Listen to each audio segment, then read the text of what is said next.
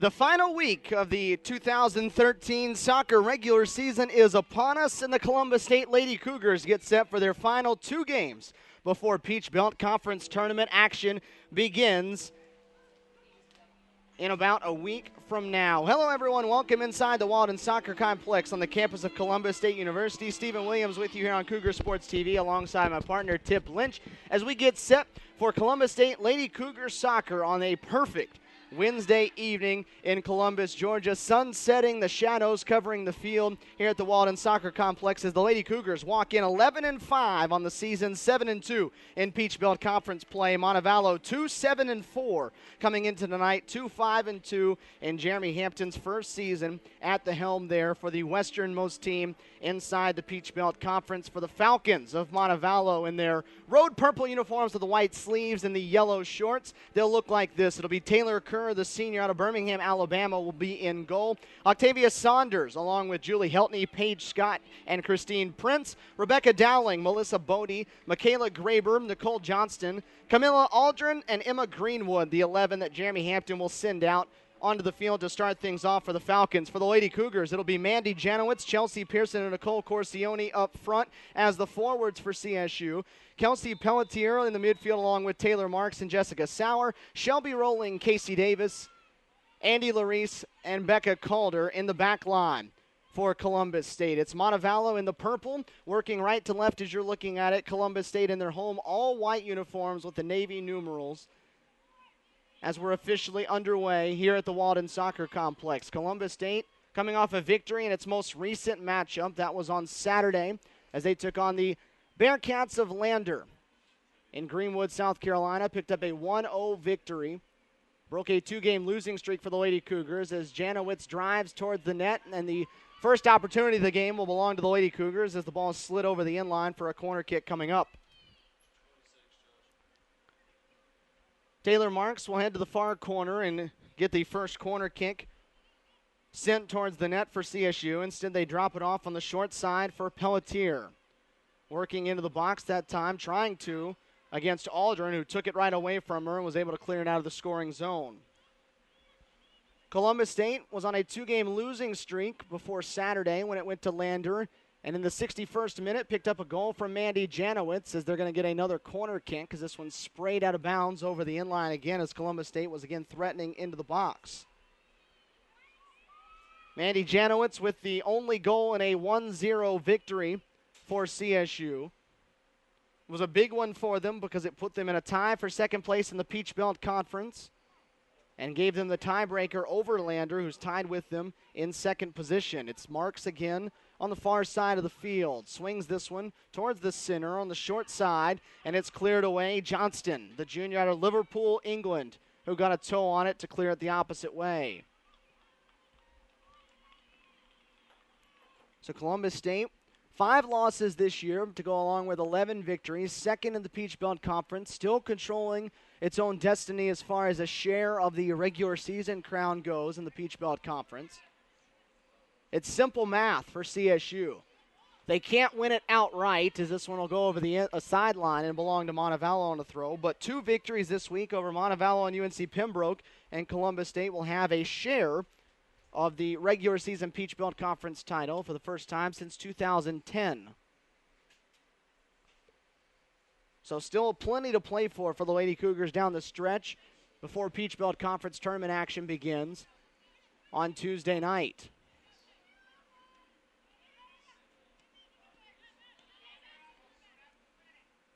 Montevallo still yet to get the ball across onto their offensive side of the field. And the pass from Saunders that time, too strong over the sideline, right past head coach Jeremy Hampton. In his first season at the helm at Montevallo, was an assistant last year. As this one's thrown deep into the box, Pelletier tries to backheel it, but it's cleared away. Aldrin the one who got a hold of it. Larice driving towards the corner, looking for a cross, being defended by Graber.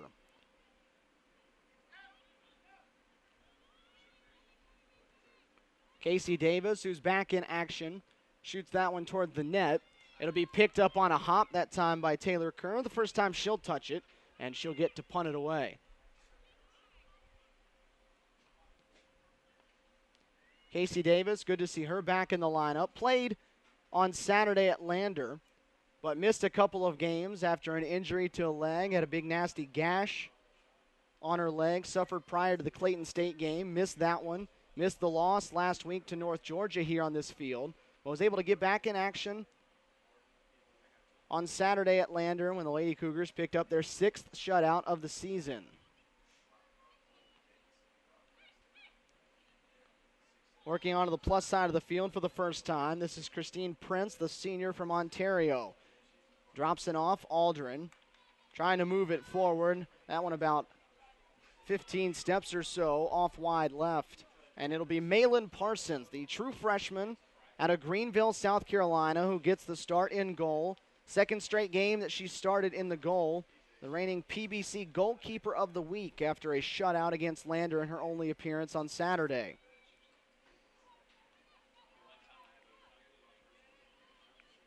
Miosha Hatcher has done the majority of the starting this season, given up on average a goal and a half per game.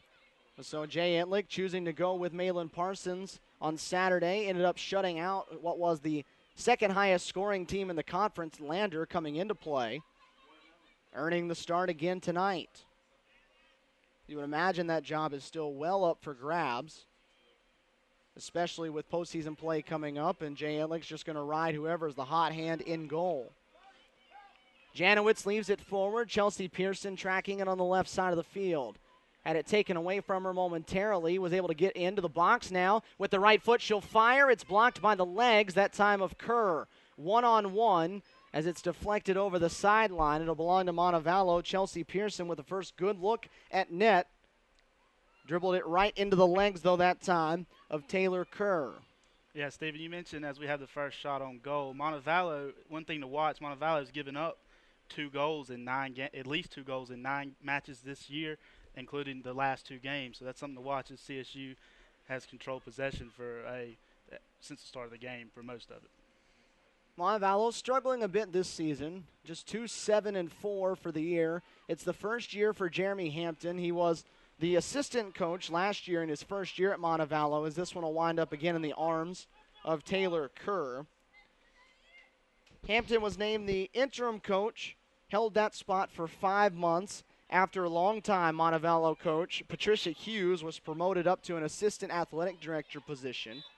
So still there in Montevallo as the foul was called against Shelby Rowling of CSU, but moved up into the administration.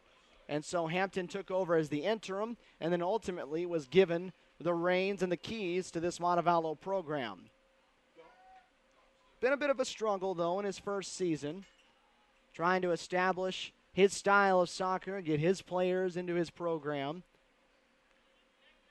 But he has a chance. His team's still in position to try to qualify for the Peach Belt Conference Tournament, as I believe they said Mandy Janowitz touched that one with her hand, and it'll give it back into the favor of Montevallo.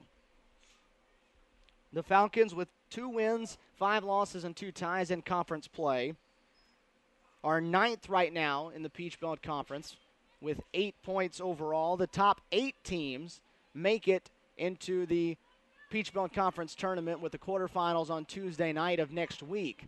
As taken down from behind that time was Pelletier by Prince right at midfield. USC Aiken currently holds the 8th spot right now. Montevallo in the 9th spot, 2 points behind them. So if they can, outdo USC Aiken by 1 win, it would get Montevallo into the conference tournament next weekend. Janowitz dribbles it over the end line, tried to cross. Nobody was home for CSU. Pearson was the closest one to it, but it sailed right past.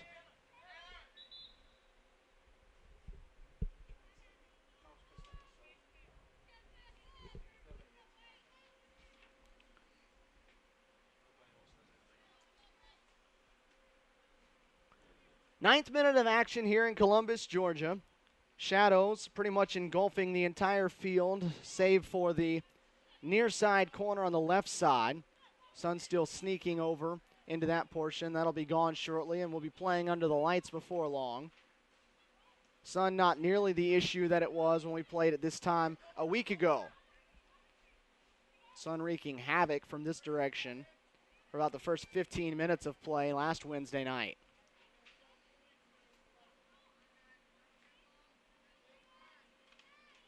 Taylor Marks battling with Prince on the far side of the field. Prince able to win that battle, dropped it off for Graber.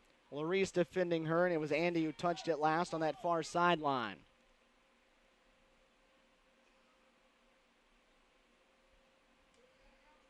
Montevallo hasn't been defeated in any of its last 4 matches. It's 2-0-2 the last 4 times it stepped onto the field. Prior to that, they had not won a match. They had tied 2 of them, but they had not won a match prior to the last 3. 3 matches ago, they defeated Georgia Southwestern, picking up a 3-0 victory over the Lady Hurricanes on the road in Americus. Then defeated USC Aiken over in Montevallo. That was a 3-2 victory for them. And then a tie with Georgia College at 2 on Saturday. Couple that with a tie on the opposite side of those 2 wins against Flagler, a scoreless tie, and they have not lost in the last 4 matches. So Jeremy Hampton's bunch getting better as this year has gone by. Columbus State will have the throw deep in their own end. Chelsea Pearson trots to the far side. Jay Antlick directing traffic from his bench to our left. The throw intended for Corsione flies over her head. Tried to be cleared away, it wasn't. Janowitz will fire one at the net, and it lands in the right side, and Columbus State on the board. The clear didn't get far enough away, and Mandy Janowitz has scored 2 in a row for CSU going back to Saturday. Yeah, it looked like Janowitz was in the right place at the right time right there. Very nice. Very nice goal. Janowitz from just outside the 18 hammers one home into the right side of the net. And for CSU, the freshman out of Alpharetta, Georgia, now has 6 goals on the season. So Columbus State on the board first, an 11th minute goal from Mandy Janowitz puts them in front 1-0 ahead of Montevallo on this Wednesday night. Again, Columbus State playing for a share of the Peach Belt Conference title. They have to win tonight, and they must win on Saturday when they host UNC Pembroke in the regular season finale. So far, so good through 11 minutes here against the Falcons. That ball left forward. Andy Larice fighting with it. The ball thrown at the net that time, saved by Parsons on the far post.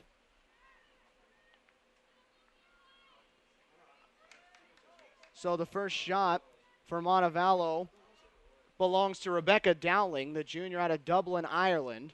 From the right side, Parsons at the far post had no issue with it. Forward, Pelletier trying to run and grab it. Able to get to it, fighting off the defender, crosses it. Pearson controls it herself. The ball was deflected away, and Kerr will come to a halt on the dive to keep it in play to get rid of it. So CSU trying to threaten again.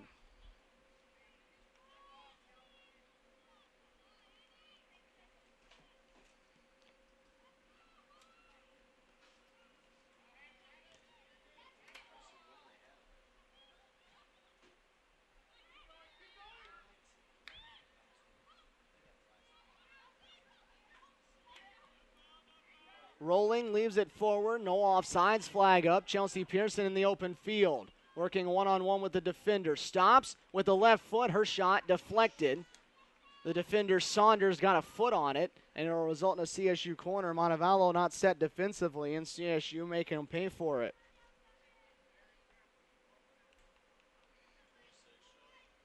Another corner for the Lady Cougars. It'll be their third of the half. Taylor Marks again set to take it. Comes to the near side.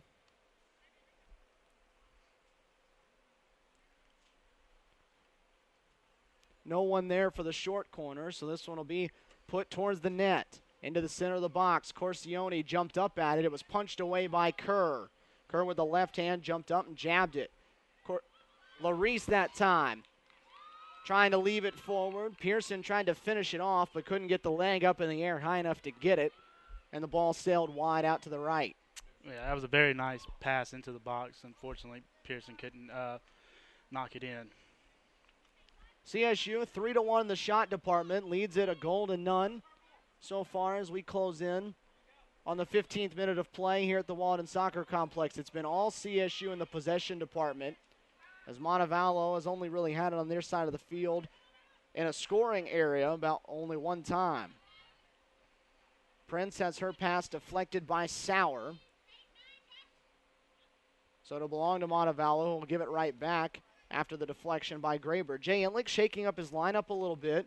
Jessica Sauer again getting the start in the center back position for CSU, as she did last Wednesday night here, filling in for Casey Davis, and it has allowed Shelby Rolling, who was a center back last year for CSU and an all-region one at that, to play in the midfield and giving her more scoring opportunities and allowing him to have an extra defender of sorts in the midfield.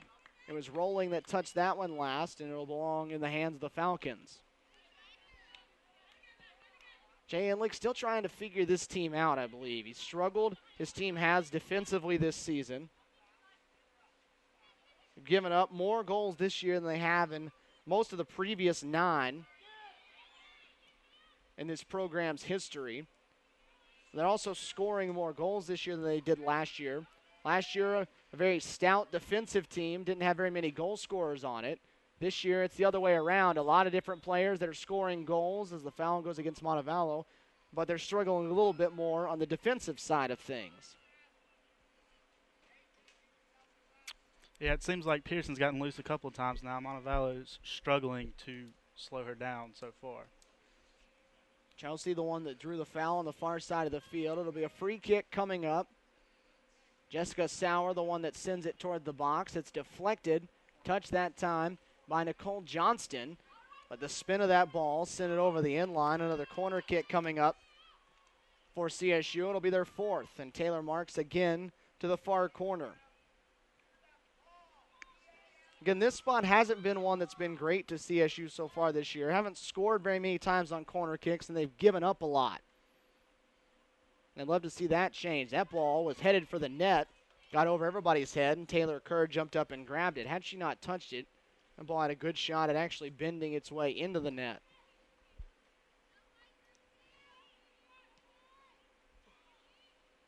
th minute of action now. Columbus State on the board first. Mandy Janowitz, who has the ball for CSU with the first goal of the match, had it taken away from her on the outside of the box by Saunders. That one cleared onto the CSU side of the field. One of the rare times it's been on CSU's defensive side. Calder trying to track the ball down on the near sideline. Aldrin the one pressuring her. And it'll belong to Montevallo after Calder the last one to touch.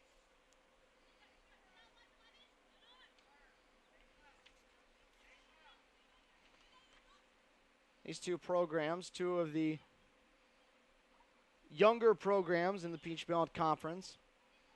Montevallo new, one of the newer squads inside the Peach Belt. Just the 9th meeting all time between these two. Columbus State 5-3 overall. Just 2-2 on this field. So Montevallo 500 as a program playing here. Not too many teams that have a record that sits at that here at the Walden Soccer Complex.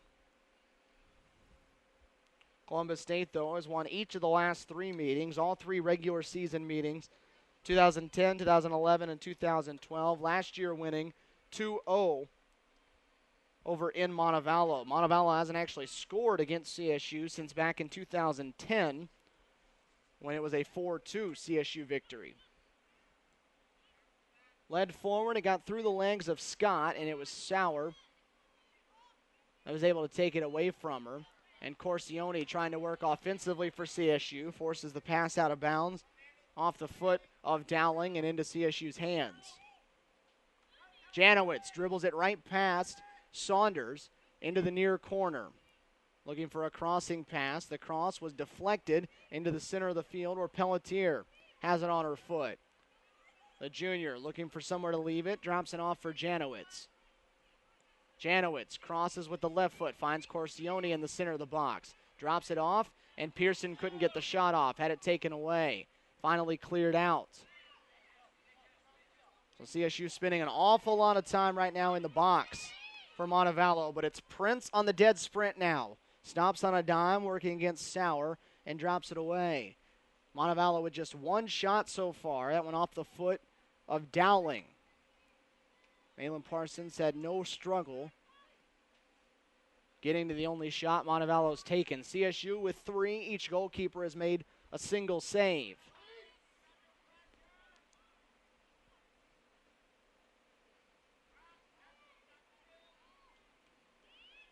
Taylor Kerr, the senior goalkeeper for Montevallo, as the offsides flag put up on Prince, the referee on the far side. He'll give it back to CSU. Kerr started now 13 of 14 games this season for the Falcons.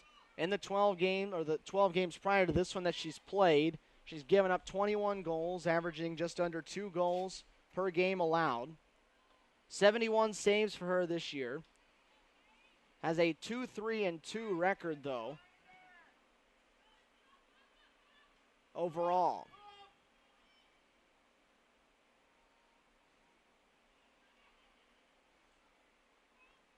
They try to drop it off for Pearson. It slid out of there by Bodie, but it'll stay in CSU's possession on the throw.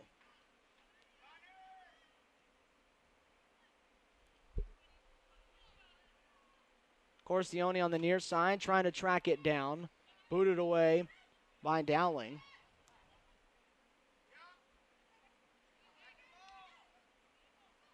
And Corsione on the move again, cleared away by Saunders. This has been typical Columbus State soccer so far that we're used to seeing. Attack, attack, attack. The opponent on their heels. Playing what Jay Entling likes to call the bunker-style defense. Everyone on the defensive side of the field. Yeah, and that's what you like to see against a team like Montevallo that's given up a lot of goals thus far this season. Columbus State will stay on the attack all night long. Continue to try to add to its total. Just 1-0 right now as we work in the 21st minute of action here at the Walden Soccer Complex. Pearson on the move again, dribbling into the left side of the box. Drops it off for Corsione with the left foot. The shot is blocked. Saved that time by Kerr. Got her hands up on it. Once again, though, Pearson got loose down the sideline. It's something to watch as we move forward. Pearson left it for her fellow forward Corsione, who's actually leading scorer on this team. The freshman with 8 goals already this year. 19 points, one of the top in the Peach Belt Conference in terms of the freshmen, new to the Peach Belt this year. Sowers sprayed that one over the near sideline into the CSU bench. So it'll belong to Montevallo on the throw on the near sideline. Corsione with 8 goals. Pearson has 7. Janowitz now with 6 after her goal tonight. Taylor Marks with 4. So 3 of the top 4 scorers for CSU this season, all true freshmen. Again, this is a squad that lost 9 of its starters from last year. It has no seniors. Just a handful of upperclassmen, an even smaller number of upperclassmen as Parsons comes out on the slide to take that one off the foot of Aldrin. Just a smaller number of upperclassmen that have actually spent all of their collegiate career with Columbus State. There's a few junior transfers. But it is a very, very young, inexperienced bunch that Jay Entlick has. And it's a bunch that's still gotten as high as number 7 in the top 25 rankings. They're in position to go to another NCAA tournament this year as Janowitz fires again at the net high with the left foot. And they're right now sitting as the number 2 team in the Peach Belt Conference and the number 2 seed if things would hold this way for next week's Peach Belt Conference tournament.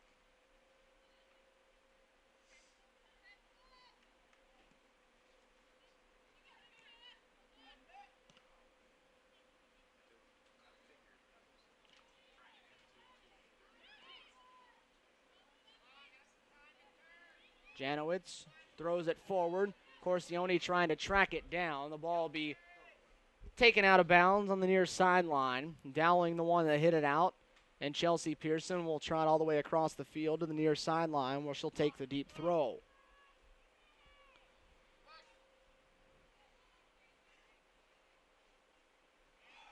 Columbus State now up 5-1 in the shot department. Looking to add another one here as Pearson throws one on a hop. Corsione flicks it over herself. Pelletier ended up with it, but Montevallo with everyone home, able to clear it away. They're going to say Callender deflected that one, and it'll belong to Montevallo. It's collegiate athletics, so naturally there's some players that won't return even without seniors, with a roster that's void of seniors. There will be players that will not return for CSU, but the core of this group should remain intact for at least one more year for Jay Entlick's bunch. At least you'd like to think so. Crossing pass deflected by Saunders and finally cleared away.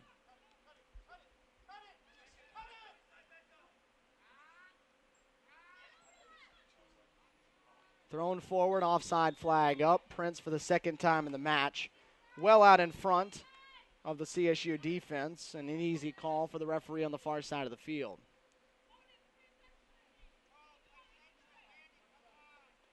Jay Entlick in his 10th season at the helm. He's been the head coach all 10 years here at Columbus State since the program began back in 2004. Has built it up to the point, though, where he doesn't allow himself to have a rebuilding year. He rebuilds on the fly. And he's done so this season. Lost the opening 2 games of the year to West Florida and Grand Valley State, who at the time of competition were number 1 and 2 in the country. They dropped a game to a very good Lee team on this field, 4-2, and a Lee squad that found itself in the top 25. They have a loss to Clayton State, who was ranked as high as 19th a week ago in the top 25, the top team in the Peach Belt by record this year, and then a loss to North Georgia, who is up to 10th in the latest top 25 poll. Top 25 poll rather odd this week as far as the Peach Belt Conference is concerned. As they flick it forward, going for Chelsea Pearson on the far sideline. It'll go out of bounds and belong to the Falcons. It is North Georgia in the rankings at number 10. Armstrong also in the rankings at number 17. The odd part is that those teams right now are tied for 4th in the Peach Belt Conference. Teams 1, 2, and 3 unranked, not receiving votes either. So you figure that one out for yourself.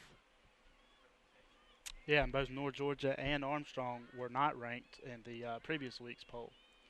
North Georgia going from out of the polls to number 10. This one popped into the air. Montevallo doing everything it can to keep the ball away from Columbus State, who's controlled it pretty much throughout.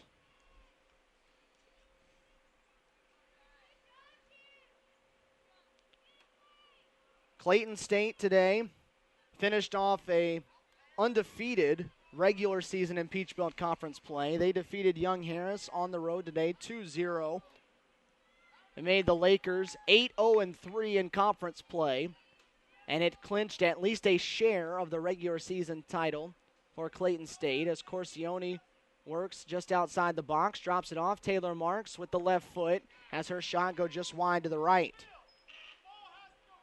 And with that, a substitute will come into the game for the first time as Jackie Hellett, the junior transfer out of Lynn University, will come on, and she'll come in place of Nicole Corsione for CSU. So Clayton State is at least a share of the Peach Belt Conference regular season title, and they've guaranteed themselves the number 1 seed in next week's Peach Belt Conference tournament, and they are actually now the first team other than Armstrong or Columbus State to win either the regular season or tournament in the Peach Belt Conference since 2005. Armstrong and Columbus State were the only teams that had won anything since 05. Janowitz crosses it, and right onto the head of Aldrin, who clears it away. So big accomplishment for the Lakers this year up there in Morrow. They defeated CSU 3-0 a couple Sundays ago.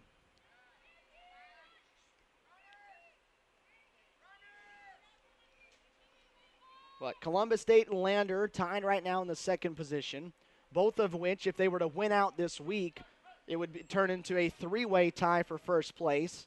And if that were to happen, Clayton would be the 1, Columbus State would be the 2, Lander would be the 3, based on head-to-head tiebreakers. So Columbus State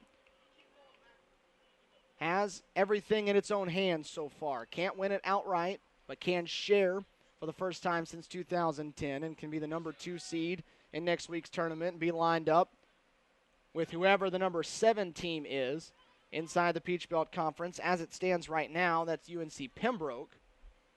And that's exactly who CSU will see on Saturday here at this field. Over the sideline that time, off of Montevallo, and we'll get another CSU sub. Kelsey Pelletier will come off, and it'll be Courtney Jackway, the junior midfielder, who will come onto the field. Actually, they're going to change that. Pelletier not coming off the field. It's Chelsea Pearson that will. So Kelsey will slide up into the forward position, and Jackway will slide in the midfield. Yeah, not surprised to see Pearson get a rest early. She's been pretty active throughout the entire first half. Becca Calder, the transfer defender for CSU. Leaves it off for Janowitz on the near side. Dribbles around the defender. Right on the end line, deflected out of bounds. Saunders the last one to touch it for Montevallo, and CSU with its 5th corner kick in the match upcoming. You have to figure if CSU keeps getting these corner kicks, they'll cash in eventually. This opportunity number 5. Kelsey Pelletier comes over for the short corner, and that's where they'll go with it. They'll drop it back to Taylor Marks at the corner of the box. She'll hit it with the left foot. Up and at it was Jackie Hellett, but it got just over her head and was punched away.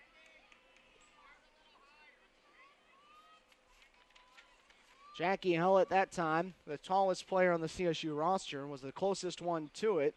Sailed just over her head and deflected away. It was put in a good spot. Couple inches lower, and CSU's more than likely looking at a 2-0 score on the board. Instead, it's 1-0 as it stands right now. 31st minute of action here on Cougar Sports TV. Glad you're with us, whether you're in Montevallo, Columbus, or somewhere else. Just a couple more of these this season for CSU soccer. Forward, the shot put on goal that time by Scott. Falls right into the arms of Malin Parsons, who saved the only 2 shots Montevallo has taken, that one from just outside the 18. Yeah, that was definitely a positive for Montevallo there. They want to get the ball to Scott, who leads the team in both goals and assists, pretty much paces their offense. Scott has 5 goals, 6 helpers so far this year. 5 is the team lead for Montevallo, though. They've only scored 18 goals on the season. In comparison, CSU has more than doubled that total. CSU with 39 goals for the year. As Prince works on the far side of the field, trying to cross it, rolled one across the ground. CSU deflected it, and Davis cleared it.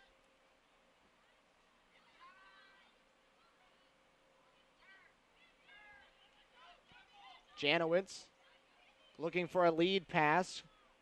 Shelby rolling, the one in the front line. It doesn't happen very often for CSU, but with her in that more of a midfield role tonight, allows her to go on the attack more often. The ball was shot out of bounds by the Montevallo defense over the sideline, and Shelby rolling with Chelsea Pearson off the field will be the one that will now take the deep throws. Pearson's throw over the head of Hellett, deflected by the defender Saunders, and right into the arms of Taylor Kerr. Kerr and Maitland Parsons, the 2 goalkeepers tonight, each with a pair of saves so far.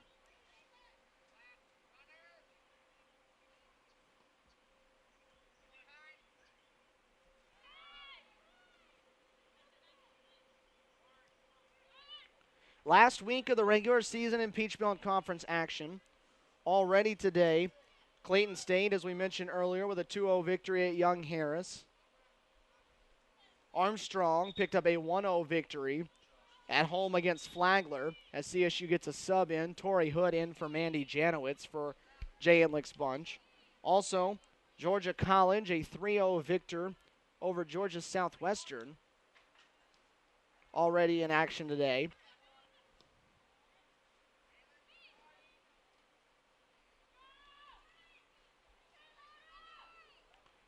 Lander on the road at North Georgia tonight.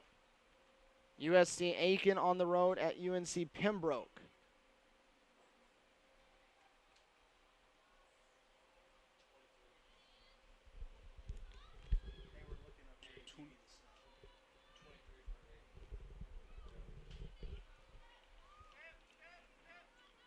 Long ball played forward for CSU. Tracking it down was Greenwood, the junior from Sheffield, England.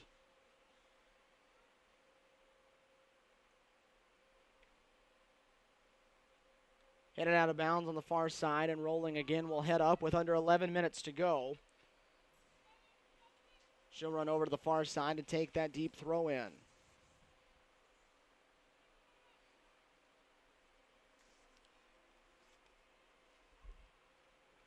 Ball flicked into the air, that time by Pelletier, grabbed up by Kerr, and she'll punt one away. Last update from Dahlonega in the Lander North Georgia game was Lander ahead 1-0 with 25 minutes to go. Lander holds a big key to the puzzle as far as it's concerned in the Peach Belt Conference. We'll explain why in just a second. Montevallo getting a sub into the game, though, before their throw. Corey Iyer, a sophomore from Hoover, Alabama, will come onto the field. Coming off, it'll be Julie Heltney. Lander tied for second place right now. It's Armstrong and North Georgia that entered the night, tied for fourth.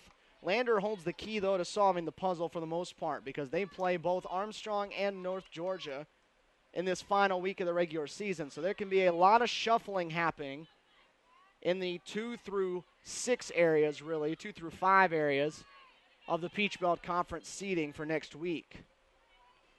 Columbus State can go anywhere from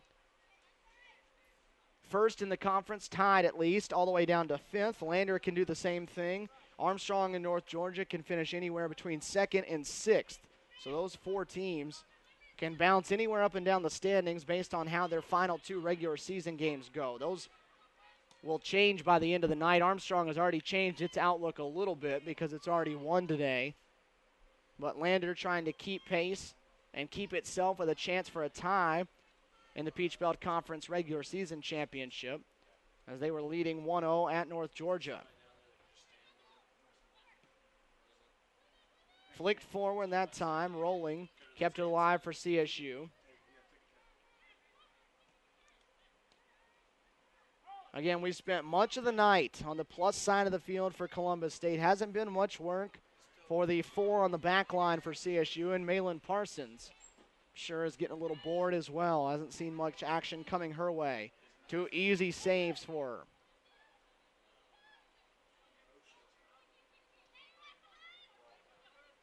Montevallo playing a lot of negative passes to this point, losing ground, and that time touched out of bounds by Dowling. CSU with just 7 shots, though, for having the ball on their side of the field for most of this half. They've only taken 7 shots, which seems like a relatively low number. Montevallo's gotten up just 2. Collision that time with Hood and Saunders. Play continued, though, as the ball was taken away from Taylor Marks. Columbus State just deeper right now than Montevallo is. The Falcons with just 1 sub so far in the night. CSU pulling quite a few players off of its bench so far, replacing its forwards, allowing players with rested legs to get up there and run against a tired Montevallo back line. Down to 7.5 minutes in this first half, Columbus State. The only goal on the board so far, and it belongs to Mandy Janowitz, the freshman with her 6th of the year, back in the 11th minute of action. Off an attempted clear by Montevallo. It found Janowitz right outside the box, and she was able to spray it home into the right side of the net. It's a difference in the match to this point. Through ball left forward, taken away by Larice, and Jeremy Hampton just goes hands on his head. Greenwood, the long pass forward, loose in the box is Scott, and Scott has knotted it up at 1 apiece. We mentioned Paige Scott earlier. That's now 6 goals on the season.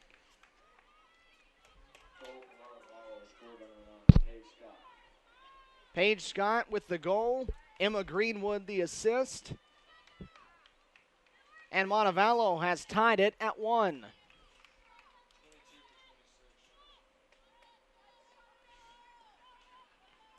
So it hasn't been pretty offensively for Montevallo. They haven't had it very often.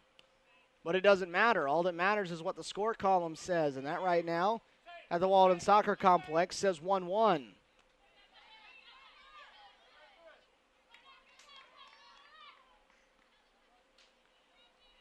So with 6.5 minutes to go in this first half, we'll knotted at 1 apiece. For Greenwood, and that was her 3rd assist of the season. So 3 points for her to this point, as CSU will have a throw coming up.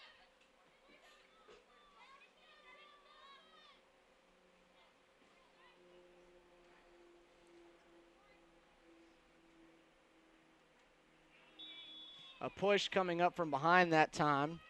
Saunders trying to get away with a little shove on the lower back. Tori Hood pushed forward. Was able to earn the call for CSU, and the Lady Cougars from about 30 yards out or so will have an opportunity to push one towards the net. Casey Davis, the junior out of Boca Raton, Florida, the one that will come to hit the free kick. 5 players in the box crashing for CSU. Hit into the center. Jackway heads it forward, and it's Kerr on the dive that picks it up easily, diving to her right.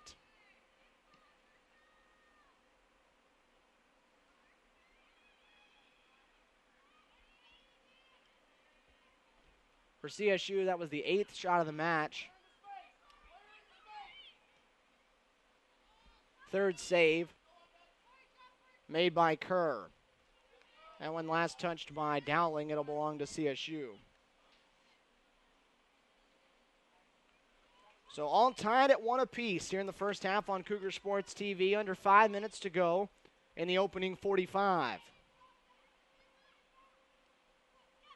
Montevallo scoring against CSU for the first time since back in 2010.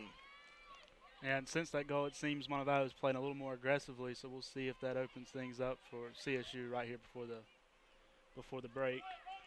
Again, this is a Montevallo team as Kerr raced out to spray that one away from Torrey Hood. It's a Montevallo team that's played much better over the last couple weeks. Pair of ties and a pair of wins. After starting the season 0-7-2, 2-0-2 in its last 4, and getting better each and every time out.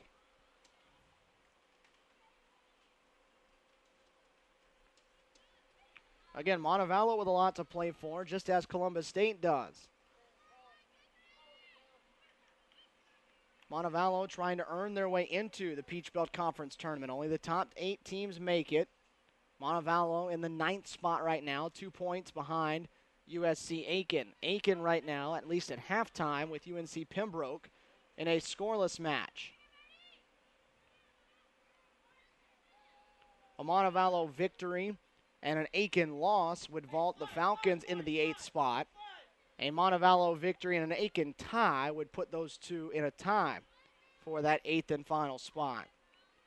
At which point Montevallo would hold the tiebreaker via the win they got over the Lady Pacers 3-2 back on the 19th.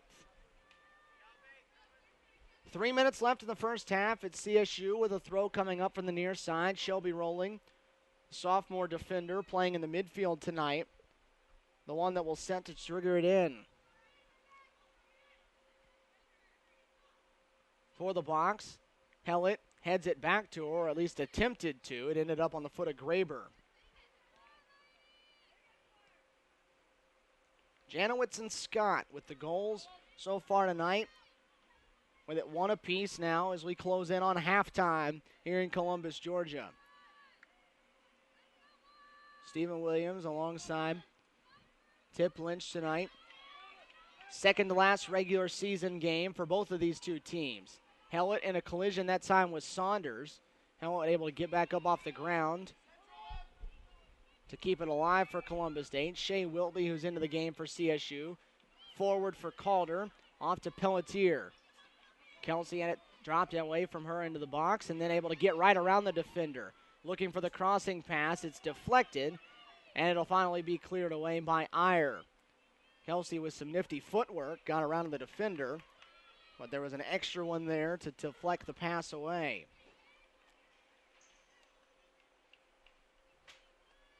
Down to 100 seconds still to go in this first half. It's been dominated by Columbus State in just about every stat department except for the score. That's level at 1 apiece.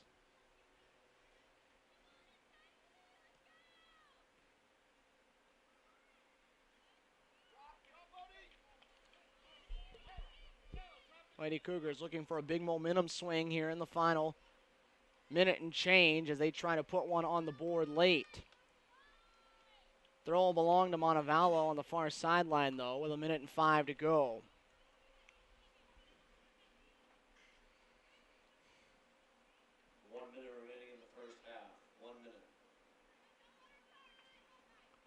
Deflected on the positive side for CSU, but over the sideline. Again, it'll be a Falcon throw. Down under 50 seconds to play now. Again, Montevallo looks content to take it to the locker room at 1 apiece. Columbus State trying to add one late.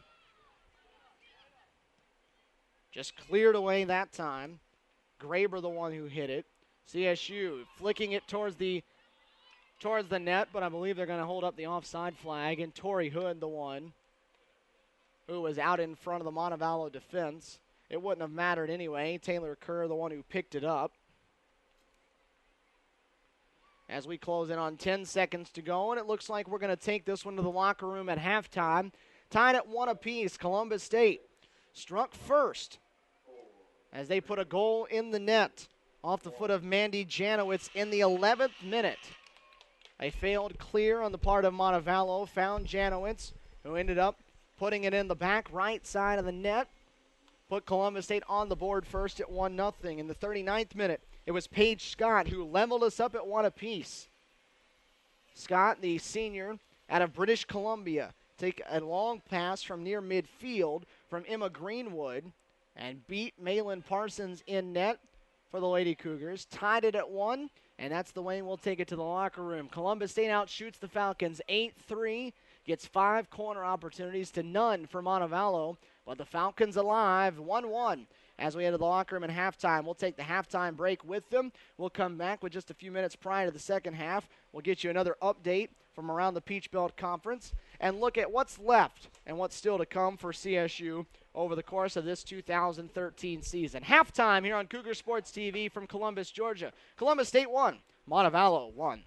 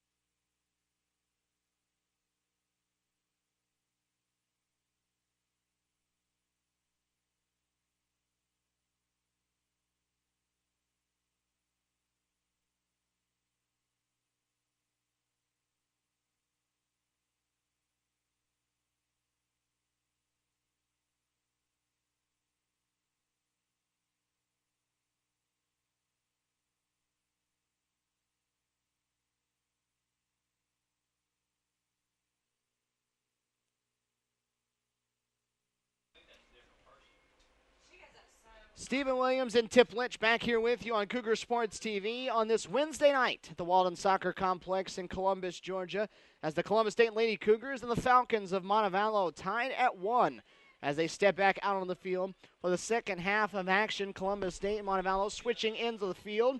Columbus State in the home white uniforms with the navy blue lettering and numerals, working right to left as you're looking at it right now. Montevallo in the road purple with the white sleeves and the yellow shorts. Two sides not choosing to use the entire 15 minutes of halftime and just blow the last couple of minutes in. The referees allowing them to start early because everybody'd like to go home. CSU on the opening attack, scored first in this contest and trying to score first here in this second half to break a tie. Yeah, CSU did a good job in the first half, controlling possession for most of the half and had a lot of shots on goal. Hopefully we'll see them cash in one of those opportunities here in the second half. Of course, the goalkeeper, Taylor Kerr for Montevallo, has done a good job also. For Montevallo to start the second half, everything the same as it was in half one, except for Coring Iyer getting the start in place of Julie Heltney. We saw them make that sub in that first half, and they decided to stick with it here in the second half. And for Columbus State, they go exactly the same as they did in half number one. So that means for Columbus State, on the back line, it's Larice, Sauer, Calder, and Casey Davis in the back. That's Calder going to track that one down. In the midfield, Taylor Marks, Shelby Rowling, and Kelsey Pelletier. It's Corsione, Janowitz, who has the goal in the match for CSU, and Chelsea Pearson at the forward spots. For Montevallo, in addition to Iyer, it's Taylor Kerr in net, Saunders, Scott, and Prince, as Malin Parsons, the goalkeeper for CSU, will come out and get it. Also out there is Rebecca Dowling, Melissa Bodie, Kayla Graber, Nicole Johnston, Camilla Aldrin, and Emma Greenwood. A pass from Pearson taken away by the Falcons. Columbus State outshot Montevallo 8-3 in the first half. But Montevallo had one of its 3 shots go into the net, and it has this match tied at 1. Columbus State controlling its fate right now in the Peach Belt Conference. Win out, and you share the regular season championship in the Peach Belt Conference with Clayton State, potentially Lander as well. And you would then become the number 2 seed in next week's Peach Belt Conference tournament. This is Prince on the run on the right side. With the cross, Casey Davis, the only one there, flicks it away, and rolling with the header, gets it out of the scoring opportunity. Lander already tonight has put a victory onto the board. They defeated North Georgia on the road 1-0 tonight. And so for the time being, the Lady Bearcats have moved into second all by themselves with 24 points. CSU, though, if they could get a victory here in this one, although they need at least one more goal to do so, could get to 24 points as well, and they own the tiebreaker over Lander. So CSU entered the night tied for second. They can end the night there as well. Corsione fouled outside the box that time as Saunders committed the foul, tripped her up, and CSU with a set-piece opportunity here, and this is one that is likely to be Shelby Rowling, who has twice this season scored from right around this same position on the field. This one a little bit off-center to the left. 3-person wall. Now looks like a fourth is going to join them. Iyer along with Aldrin, Scott, and Prince all standing in a wall. It's Rowling. She'll hit it right at him. It's deflected. Shelby will go chase after it, but Prince will clear it away. And Montevallo thwarts the set-piece effort that time of Columbus State.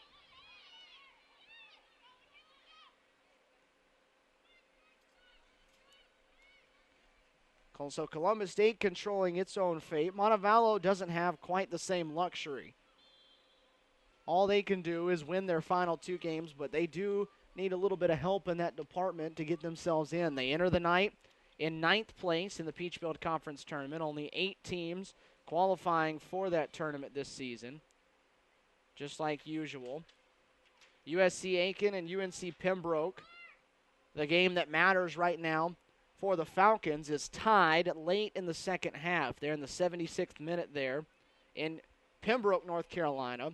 USC Aiken is the result that matters, though, for Montevallo. That's the team that's 2 points ahead of them for the 8th and final spot in the tournament. Again, a Montevallo win and an Aiken tie makes Montevallo tied for 8th and gives them the tiebreaker for the number 8 seed with 1 game to play. A Montevallo win and an Aiken loss puts Montevallo in 8th by itself. However, if Aiken were to win, that would, and Montevallo were to lose or tie, it would eliminate the Falcons from the PBC tournament contention. So the Falcons trying to just put things out of their hands by picking up wins and hoping other teams will help them out. Montevallo will have a throw on their end of the field, the right side as you're looking at it, as Melissa Bodie will move forward from her defensive spot and throw it in from the far sideline. All the way under the lights now here in Columbus, Georgia. Sun long gone behind the trees across the way. As this one's hit forward, Corsione in a foot race with Greenwood. The freshman Corsione gets to it with the right foot. The shot is wide right. They're going to say it was deflected, though, by Greenwood. Just able to get a toe on it. And so CSU will have a corner kick coming up, though. Another set-piece opportunity for CSU. Corsione won the foot race to the ball, shielded Greenwood off as long as she could, and then the junior Greenwood was able to deflect it slightly. Short corner, flicked forward by Rolling, and saved by Taylor Kerr. So Shelby Rolling puts the 10th shot of the game on net that time, and Taylor Kerr comes up with her 4th save.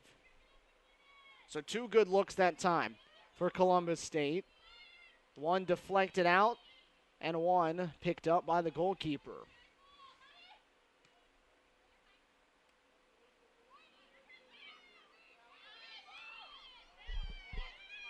Dowling able to tap it around Casey Davis, but the ball's going to roll out of bounds. A nifty move to get around Casey Davis on the near sideline, but it couldn't keep it in bounds. You know, going back to the goal by Montevallo, it seems they have been much more aggressive on the offensive end, going back to about 10 minutes left in the first half.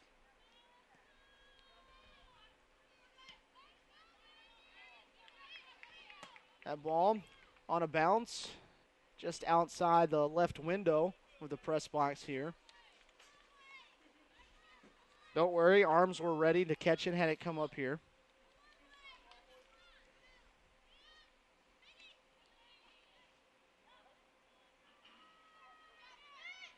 (1-1) where we stand right now. 53rd minute of action here from Columbus, Georgia. Stephen Williams, Tip Lynch with you on Cougar Sports TV. Second to final regular season game for both of these squads. CSU will take on UNC Pembroke here on Saturday at 1 o'clock. We'll have that game for you here on Cougar Sports TV. Early Saturday afternoon kickoff from Columbus. And for Montevallo, they'll be on the road at Young Harris on Saturday, closing out their regular season. So not much time left here in the fall sports seasons in 2013. Postseason play starts next Tuesday night with the quarterfinals of the PBC tournament. Those 4 games played at the better seed, Columbus State, all but has almost wrapped it up. Hasn't completely wrapped up a home match, but very, very close to doing so. Corsione had the ball. The crossing pass deflected away and cleared.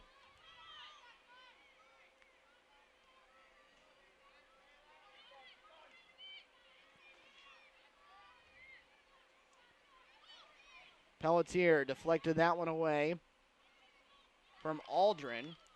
And they're going to say Aldrin was the last one to touch it as Janowitz was wrestling with her for the ball on the near side of the field.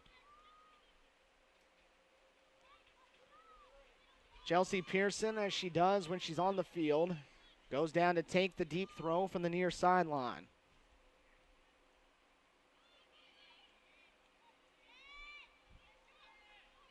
Ball loose just outside the box and finally cleared away.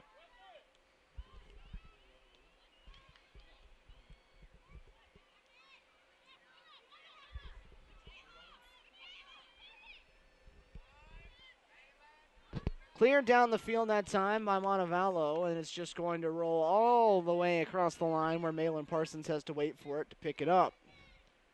Montevallo eventually chasing after it, but Parsons had plenty of time to wait for it to get to her.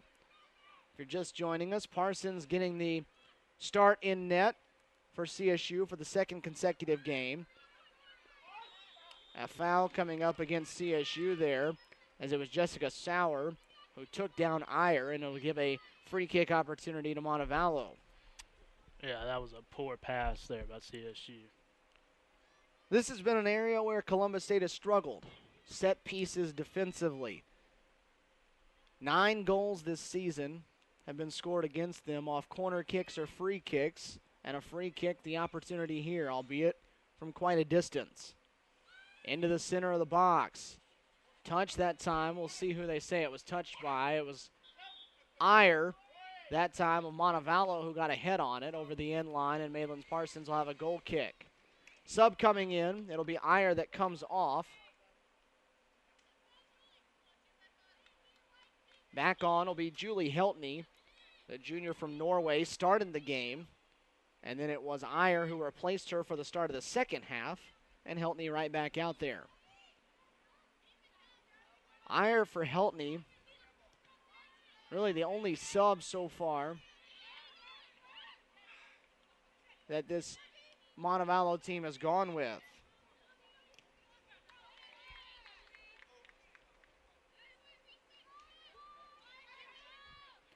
(1-1), still tied, Montevallo and Columbus State here at the Walden Soccer Complex. Prince centers it, going that time for Graber. Cleared away. Calder the one who got to it. Janowitz hits it across the midfield line. And Columbus State on the attack. Pearson trying to go get to it. And it's cleared away over the side by Bodie.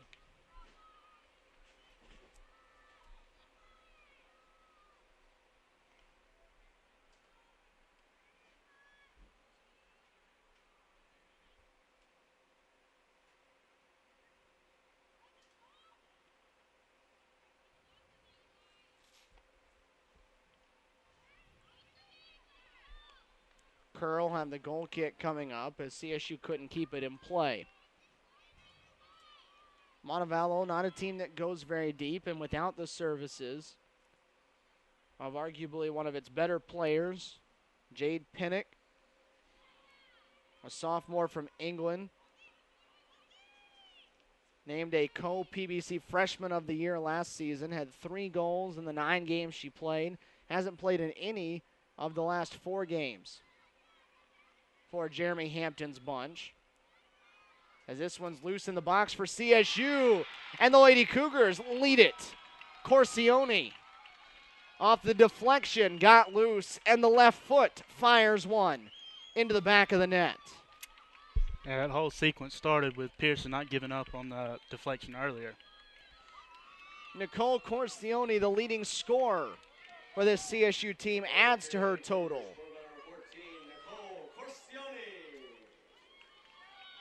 Corsione now with 9 for the year as she continues to try to climb up the ranks in CSU program history for goals in a freshman season. That one, number 9.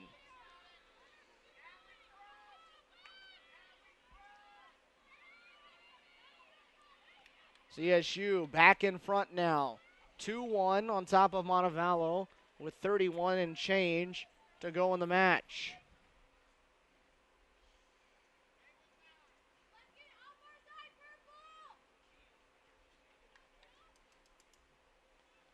Loose again, down around the end line. Chelsea Pearson was after it. Saunders the one finally able to clear it away. This is Pelletier dropping it forward, near side corner for Janowitz.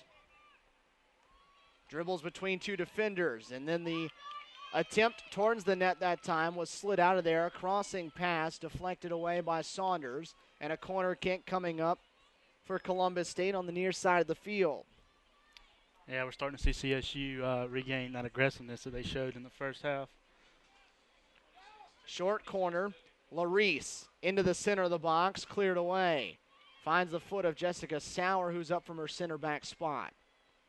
Calder from the right side, and that one's saved. Grabbed out of the air by Kerr.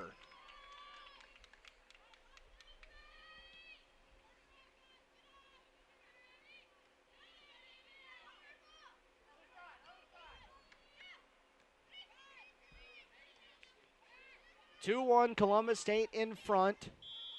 60th minute of action, a foul against Montevallo. We'll give it back to CSU on the offensive side of the field.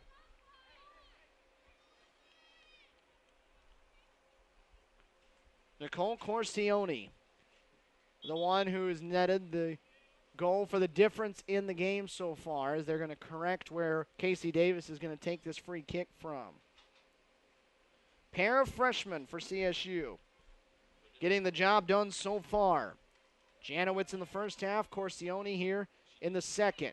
Davis, a long ball towards the net, and Kerr will scramble on a dive to go get it. Casey Davis, the one who takes the deep free kicks for CSU. Shelby Rowling, the one who takes the near ones.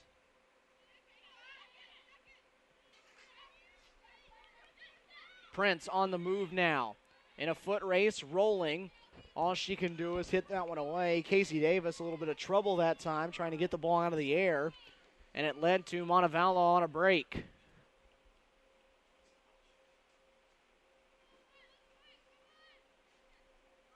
So deep throw for the Falcons now as they put it on the foot of Prince outside the box. Drops it off, hit towards the net, and scrambling out to come get it is Aldrin before Montevallo could get a teammate there to move it forward. And now it's Calder on a dead sprint working on the right side.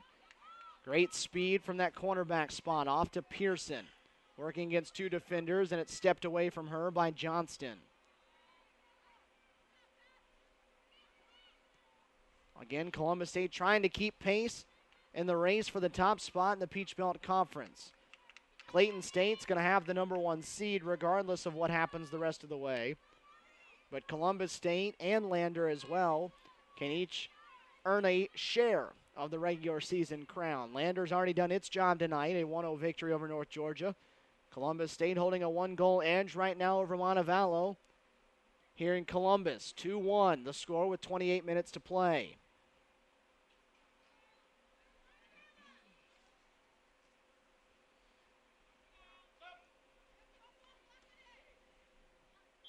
Montevallo about to send another sub onto the field. Corey Iyer will come back out. It's Graber that comes off the field.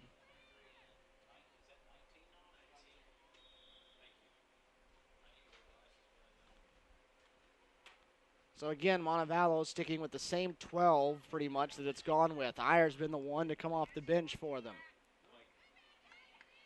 Corsione heads it forward, and now Janowitz on the sprint.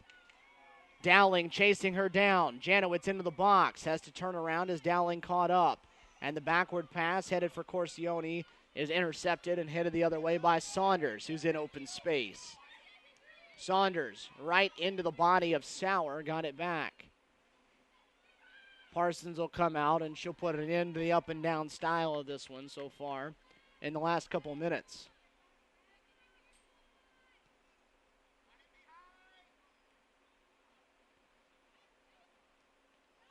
Pearson with the through ball. The lead pass intended for Corsione was gotten to first by Greenwood, so Kerr could send it away across midfield, and now Montevallo will have the throw on the far side as that ball ends up into the first row of the stands.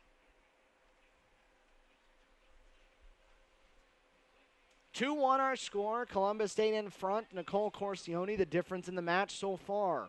A goal in the 59th minute. Made it 2-1, her 9th of the season, the team leading total.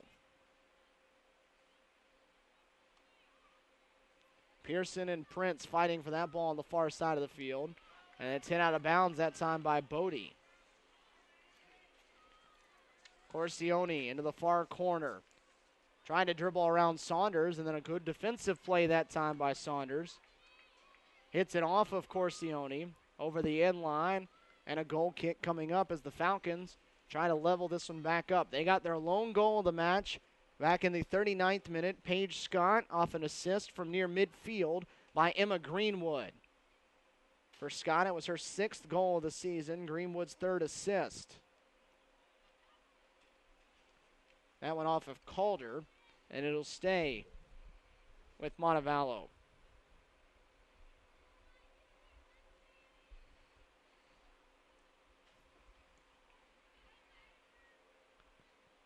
CSU in the last 15 minutes or so of this one has played much more like it did in half number 1 when they controlled possession, kept the ball on their side of the field, and limited Montevallo's opportunities. A sub coming in for Columbus State, Blakely Heidemann, the sophomore from Auburn, Alabama, making her first appearance, and doing so in the front line for Columbus State as Corsione has her shot deflected that time. Trying to clear it away as Montevallo. It'll end up on the near side of the field. Pelletier will track it down. I'd be surprised to see Columbus State slow down this second half. They've been a second half scoring team all season. They've scored 11 more goals in the second half as opposed to the first half all year. 25 of them, now 26 for them this season in the second half. 15 after the first half goal they got tonight in the first 45 minutes. Kerr again will have a chance to goal kick this one away. We've seen Columbus State put people in different positions tonight. Shelby Rowling has moved up and played some midfield. She's playing center back right now. Jessica Sauer and her have switched spots. But Blakely Heidemann, who's usually a defender, has moved up, and she's now playing forward for Columbus State. Jessica Sauer called for the foul there as both players went to the turf, and they hit the Lady Cougar freshman with the foul. 4 fouls against Columbus State, 5 against Montevallo. Again, as we talked about earlier in the first half, I think Jay Entlich's still in a position where he's experimenting, trying to find the combination that works best for this team. Saw that with moving Shelby around, now moving Blakely to a different position as well. Chelsea Pearson, who's been active tonight, left side, dribbling into the box, crosses it, and no one there to finish it off. A perfect crossing pass. Nobody quite yet to the net, though, to punch it in. Heidemann tracked it down on the far side. And then Sauer taken down roughly just outside the box on the right side of the field. Yeah, you can't say enough about Pearson tonight. She's been very active, and that was a very nice cross into the box. So a free kick coming up for Columbus State. With it being off to the side, they'll treat it sort of as a corner kick. Taylor Marks will be the one that comes over to get it. Marks from the right side. Chips it into the center. Rolling with a head on it. Off the post. It's off the crossbar on the second one. Headed up again, up in the air. Kept alive. And finally, touched out. Last touch by CSU. 1 off the post. 1 off the crossbar.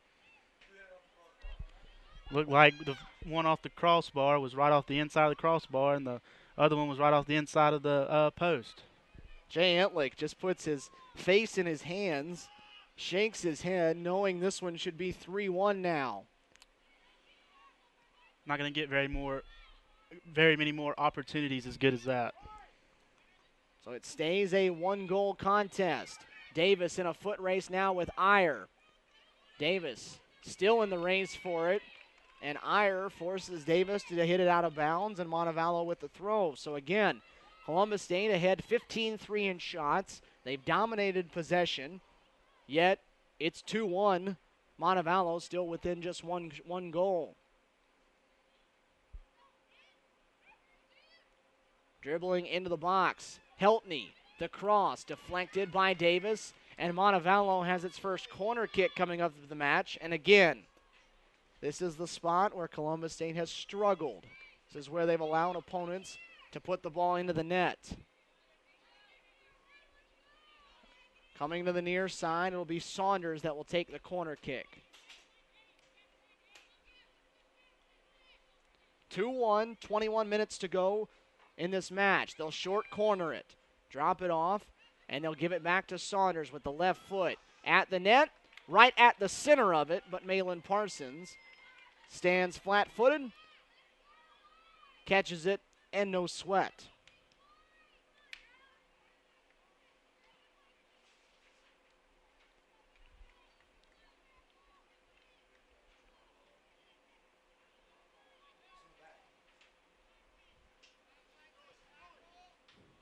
Montevallo now with 4 shots on the night. All 4 of those have been on net, so their on-goal percentage is good. They're just not getting very many of them.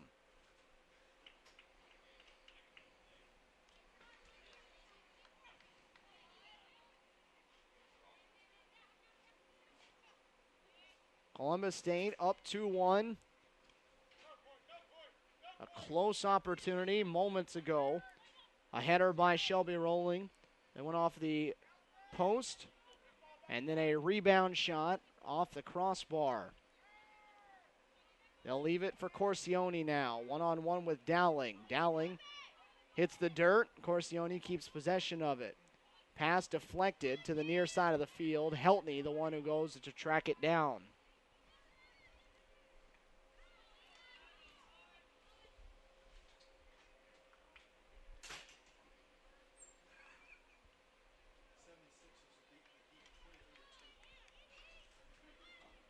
Montevallo with 19 minutes now remaining in this one, trying to level the match at 2. Columbus State led 1-0. Montevallo tied it late in the first. Now it's 2-1 as this pass is deflected and Parsons comes out to get it. Yeah, they had 23-iron running loose down the right sideline, but she didn't see her.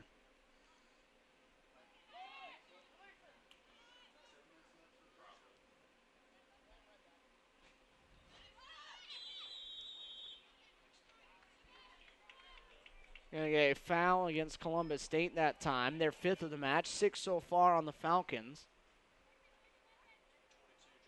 As it'll be a free kick opportunity coming up for Montevallo from just beyond midfield. Greenwood, the defender, coming up to hit this one towards the box. Directing traffic as she hits this one on the right side. Unfortunately, there's nobody there for Montevallo. Not sure if she mishit the direction of it or what she was trying to do with it because there wasn't anybody in that area, and Columbus State just lets it roll out of bounds. Shea Wilby back into the game for CSU. Taylor Marks, the one that will come off. She'll be greeted by assistant coach Rade Tanaskovic. Couple of words of instruction for her, and he'll take another seat right there next to Jay Entlick. Ball popped high into the air off the foot of Casey Davis, and it's actually flicked in the CSU direction by Dowling, setting up Corsione one-on-one with Greenwood. Corsione dribbles right around her, tries to center it. Columbus State, though, just wasn't quite there offensively as it's hit out of bounds for a throw for the Lady Cougars. Yeah, we've seen opportunity after opportunity for the Cougars. It's hard to believe that it's still only 2-1. Pearson, again, taking the deep throw. Into the box, Corsione deflects it with the head, racing for it with the slide, able to get it away from Paige Scott, who was tracking it. That one hit at the net by Larice, but Kerr scrambled out to get it before a CSU forward could get to it.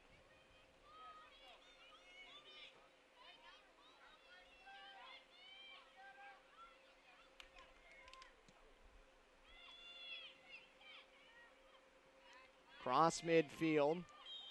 Montevallo with it, and a foul coming up against CSU right near the midfield circle.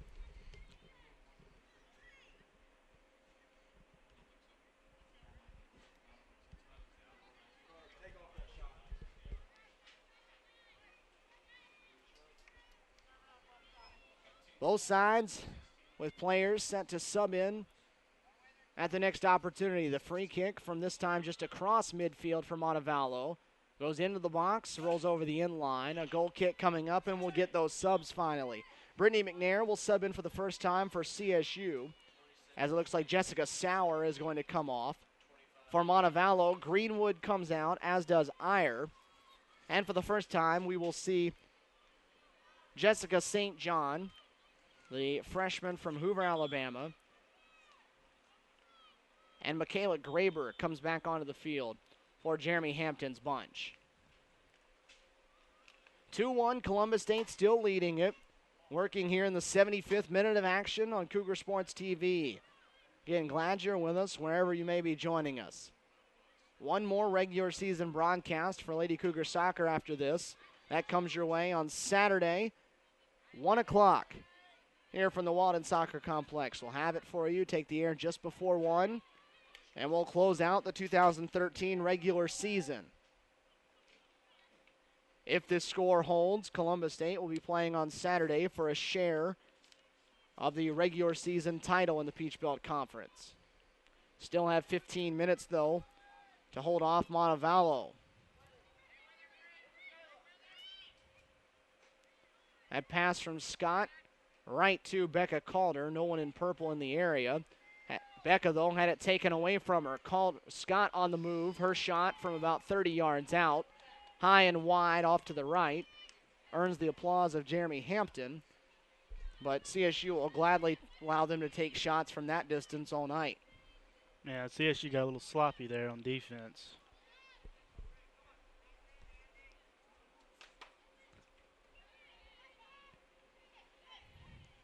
(15-4) in the shot department. Columbus State, again, if you've been watching, you can tell they've dominated play for most of the night. But Montevallo has held stout in the box. Kerr has made a couple of nice saves. And Montevallo has made the most of the few opportunities that they've gotten. Now, though, they have to go into full-on attack mode with 14 minutes to go, trailing by a goal. Again, a loss would be devastating to the hopes of Montevallo trying to get into the Peach Belt Conference tournament.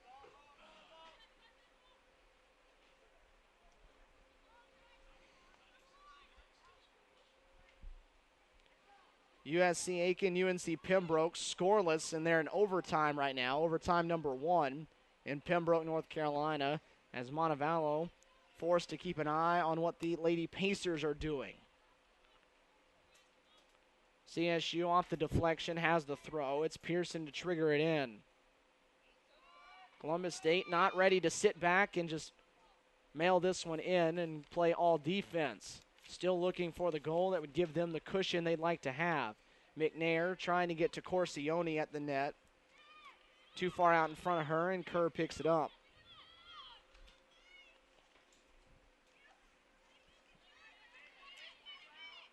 Again, for a night in which Columbus State has dominated possession, they haven't taken a ton of shots in this one. We've seen Columbus State rack up 20, 30 shots in games like this. Tonight, just 15. Yeah, and it seems like they're getting a lot of balls down into the box. They're just not able to get the shot off. It's Heidemann that throws the ball in on the far side of the field, finds Wilby, tries to cross it. It's deflected that time by Johnston, the defender. Possession kept alive for the Lady Cougars. Heidemann with the centering pass. Chelsea Pearson went up high for it. And I believe they're going to say Pearson was the one who committed the foul that time. 7th foul committed by Columbus State, and Montevallo holds off another ball that got, again, into the box for CSU. Sub coming in on both sides as Emma Greenwood comes back in after a quick rest. St. John back out for Montevallo. Nicole Corsione will get a quick rest as well late in this one. Mandy Janowitz back in after a breather for her.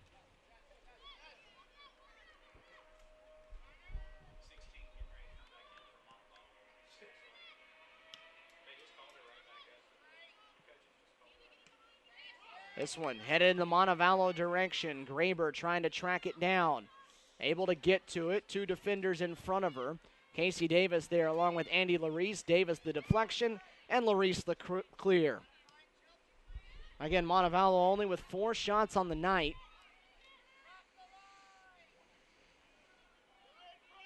As we're down to 11 minutes to go here in this contest. Columbus State up 2-1.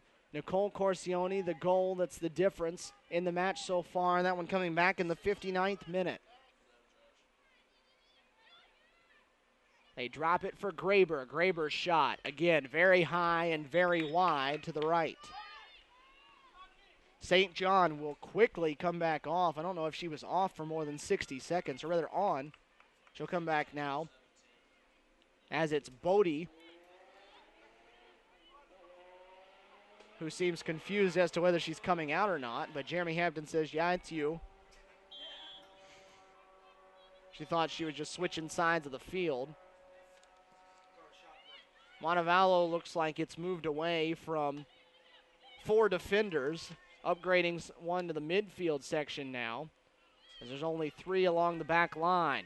This one chipped forward. In the box, it's loose. And last touched off the foot that time of Saunders. Deflected it off wide to the left, and Malin Parsons will wait till she's forced to pick it up. Montevallo, though, getting close. Getting that ball dangerously into the CSU box. It was with just 6 minutes to go in the first half that Montevallo tied the game up. They've got 9.5 minutes here in the second half left to try to tie this one up at 2. Again, 3 forwards, 4 in the midfield now it looks like for Montevallo, and 3 on the back line as they try to add offensive players. CSU still playing. It's 4-3-3 as it usually does. That one ends up in the very back row of the bleachers that time off the deflection. CSU with a throw coming up with 9 minutes to go.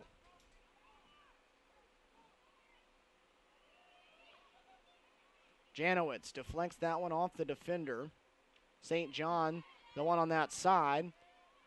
Heidemann battling with her. St. John hits the ground, and Heidemann called for the foul. 82nd minute. Columbus State looking for its 2nd straight victory. Its 4th in a row against Montevallo, and trying to hand Montevallo its first loss in 5 matches. Over the sideline, off the foot of Dowling. CSU earns the throw. Our referee in the center of the field, Keith Southwell, directing traffic, telling Chelsea Pearson, back up a little bit. Behind midfield.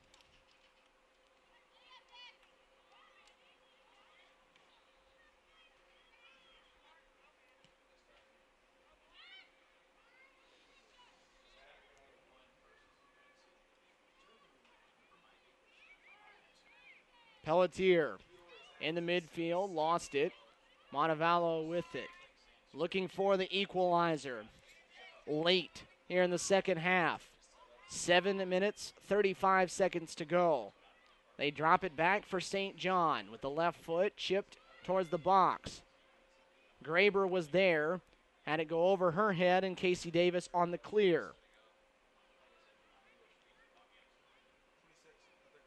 Again, a very scrappy Montevallo bunch. They have just 2 wins this season. You wouldn't know it, though, with how they've hung around in this one. The crossing pass got all the way into the box, and the offsides flag was thrown up. Chelsea Pearson is in the back line at the moment for CSU. Somehow the forward and one of the leading scorers for CSU ended up in the back line and was forced to go one-on-one with Heltney, but they're going to say Heltney was just offsides, and CSU will have that opportunity by Montevallo thwarted. Yeah, you almost saw another situation similar to Montevallo's first goal, but fortunately they called offsides. First goal came off a long pass from near midfield, sailed all the way over the Columbus State defense. And it was Paige Scott that finished it off. Chelsea Pearson and Mandy Janowitz getting a breather here late in the second half. Corsione and Taylor Marks back onto the field. Again, still just 4 defenders in the back line. Columbus State not willing to add a 5th one and an extra person to the back just yet. Marks clears it forward as we run under 6 minutes to go. Kerr with the long punt well across midfield, but Brittany McNair won the possession. Foot race now, Corsione and Greenwood. And Greenwood on the slide, sprays it into the CSU bench, and the Lady Cougars will quickly get it back in on the throw. Corsione, left side of the box, dribbles in. Still with it, drops it back for Marks. She'll hit it to the center. Headed backward by Wilby. Heidemann gets to it. The goalie out of the net. The shot by Pelletier off the post. Corsione's rebound high. 3rd time tonight, Columbus State has hit the post or the crossbar. The goalie Kerr got out of position. And Pelletier from the right corner hit the left post. Talk about a game of inches. CSU could easily be at 4-1 right now, if not higher. Instead, Montevallo still 1 shot away from tying this match up. Under 5 to go now. Pass sent in the Montevallo direction. Trying to track it down was Aldrin, but Shelby Rolling was the first one to get to it. Casey Davis seems a little bit limp as she's trying to walk around. Montevallo again, pressing everything forward. Scrambling to try to find this last goal. Prince off. Heltney has her pass intercepted. And McNair the long clear all the way down to Kerr as valuable time ticks away. 4:15 showing on the scoreboard off to the right here at the Walden Soccer Complex. Pass again gets all the way through everyone. And Casey Davis finally forced to clear it out. Pass that time, deflected by Saunders off the foot of Heidemann. And CSU will have a throw from the far side. Long throw that time by Calder. Out in front of Corsione, and again it's hit out of bounds. Another CSU throw. 3:45 left to play. Columbus State still clinging to a 2-1 lead.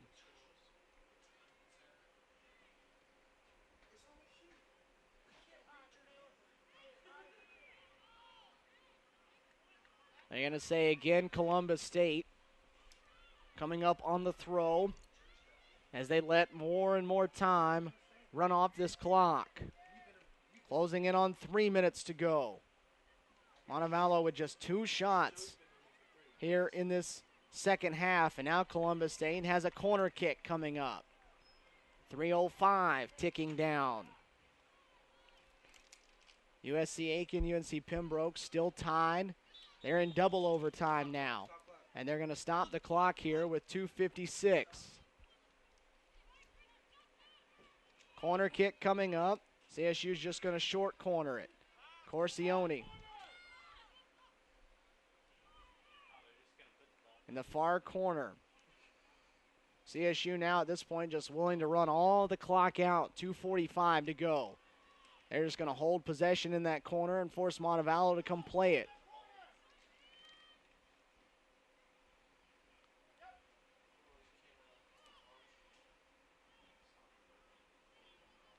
Again, CSU possession off the throw. Montevallo is going to have to come up with some kind of defensive takeaway here and push it back in the other direction. Right now, Columbus State just ticking all the clock off on the far side of the field. This time, they'll throw it into the center, and it's cleared away.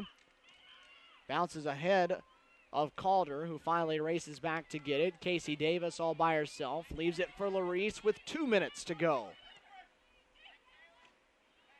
CSU just in possession mode at the moment, but they give it up. Greenwood forward, deflected by McNair onto the foot of Prince, and then cleared by Marks. More time ticks away. 1:45 showing on the clock now. Kerr with it, needs to do something. Hits it across midfield. Ends up with Andy Larice, flicked forward by Prince. Looking at one of the final opportunities for Montevallo. Heltney tripped up, lost it, and Davis will clear. That one will roll over the sideline. Jeremy Hampton will scramble it back into his players' hands. They center it in the middle of the field. 75 seconds to go. Cleared by Heidemann. Corsione trying to get to it. It'll stay in play for her. She's on the move. Dowling chasing her.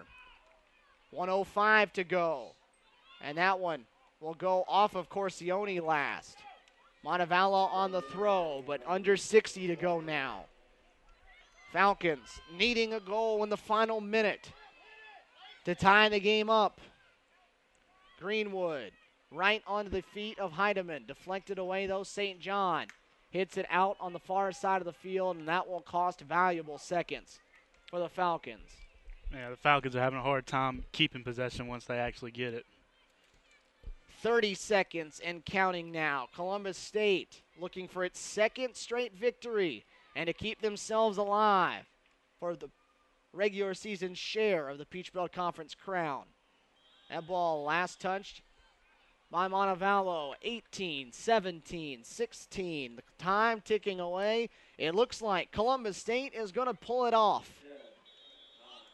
Clock, they're finally going to stop it with 7 showing on the clock on the far side. They're going to force Columbus State to throw it in bounds as they were letting that clock tick away.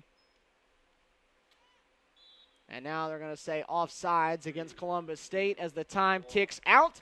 And it's a 2-1 final, Columbus State.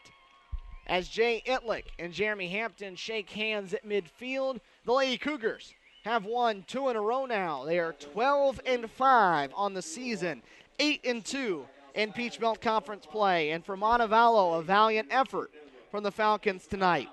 But 2-8-4 now, the overall record for the Falcons from Montevallo, 6-2 in Peach Belt Conference play, as they now have 1 shot left at trying to get into the Peach Belt Conference tournament. Columbus State keeps itself on pace now for a share of the PBC regular season crown. They've got business to take care of coming up on Saturday, but for the night and for the time being, they are tied for second again in the Peach Belt Conference.